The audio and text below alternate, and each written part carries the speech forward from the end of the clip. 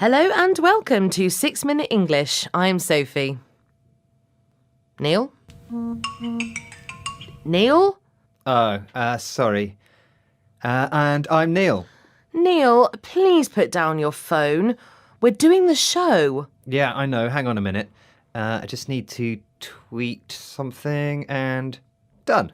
And the subject of today's show is social media and its impact on our daily lives. Well, I suppose it has had quite a big impact on mine. That's all too clear. Now, perhaps we can move on to today's quiz question. Of course. I'm all ears. Oh, hang on. Wait a second. There's a word to describe what you're doing, you know. Answer me this. Which word describes a situation where you're talking to someone and they suddenly look down at their phone or answer it? Is it A, fobbing, B, fibbing, or C, fubbing? Well, you've got me there, Sophie. I have no idea, but I'll guess that it's C, fubbing. Well, we'll find out later on in the show whether you got the answer right or not. Now, let's move on and talk about phone etiquette. Etiquette means rules of polite behaviour in society or among people in a certain group. Well, interrupting conversations to check your phone has become a social norm, hasn't it, Sophie? Social norms are the rules of behaviour considered acceptable in a group or society. I don't agree, Neil. Let's listen to Professor Sherry Turkle of the Massachusetts Institute of Technology talking about social norms amongst students. I interviewed hundreds of college students, and what they talked about was what some of them called the rule of three. And what the rule of three is, which is that if you go to dinner with friends, you don't want to look down at your phone until you see that three people, let's say you're six at dinner, are looking up in the conversation. So there's a new etiquette where you don't look down unless three people are looking up, kind of to keep the little conversation alive. Professor Sherry Turkle. Why don't you try out the rule of three once in a while? There are only two of us here, Sophie. Do the math. And I'm listening to you. Let me just send a text message, though, here on my phone. Hang on. Neil!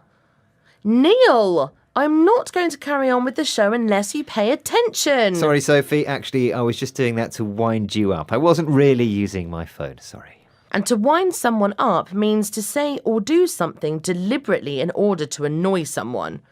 Well, I do get wound up about people constantly checking their devices. Yesterday, I was in a cafe and two girls came in. They sat down and started chatting away, but not to each other. They were tapping away on their devices, and there was no face-to-face conversation at all. But you can have moments of connection using your devices, you know. If you have a connection with someone, you engage emotionally. Exactly. I was on the train this morning, and there were a couple sharing a tablet. They were looking at the screen and talking about what they saw there. It was very intimate, and they were, well, very connected.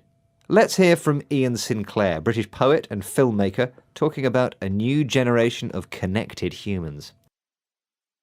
Physiologically, we're changing, that almost the neck muscles are tipped over to look down. We're getting a new kind of human being. And I think, maybe I'm not getting it, that there is actually a different kind of intimacy emerging in which these instruments are very important. So, Ian Sinclair says our physiology is changing.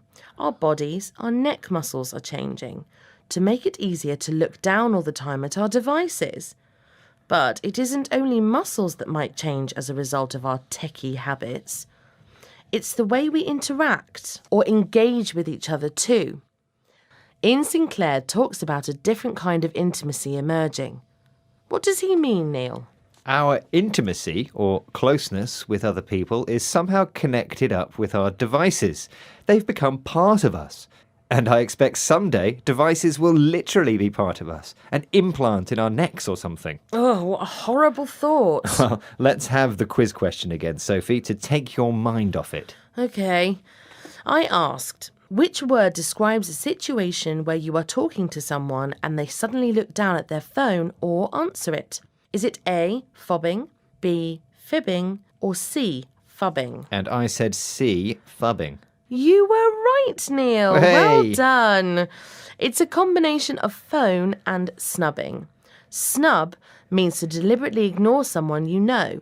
New words formed by putting together parts of existing words are known as blends or portmanteau words. And phubbing is starting to appear in some online dictionaries.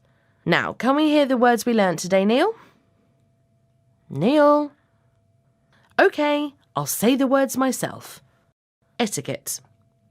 Wind someone up. Have a connection with someone. Physiology. Interact. Intimacy. Snub.